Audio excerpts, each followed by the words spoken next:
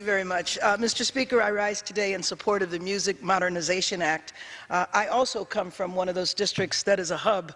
After meeting with songwriters and producers in my district and listening to their testimony before the House Judiciary Committee, it's clear we risk losing the next generation of songwriters if we do not address the rate standards for digital streaming. Recently, I met with world-renowned songwriter Paul Williams, and I've had open discussions with hundreds of songwriters from around the country. Songwriters from my district have voiced that it is nearly impossible to earn a fair income via digital streaming. They are usually not the famous performers and cannot go on tour to earn a living. Over 50% of their income is derived from licensing performance rights to their music.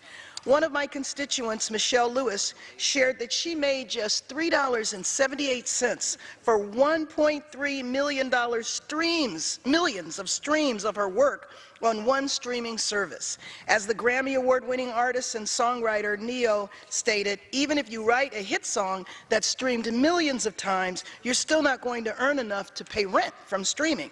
And that's where the entire industry is moving, which is why I support the Songwriters Equity Act, AMP, the Classics Act, and MMA. MMA also closes a loophole which has negatively impacted early music icons of Motown, jazz, blues, and rock and roll.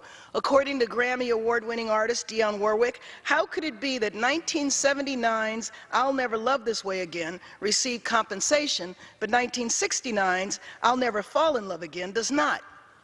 Recently, legacy songwriter and performer Darlene Love visited my office to express her support for closing the legacy loophole. Born in Los Angeles, she was inducted into the Rock and Roll Hall of Fame of 2011. She sang backup for Elvis, Aretha Franklin, and Frank Sinatra.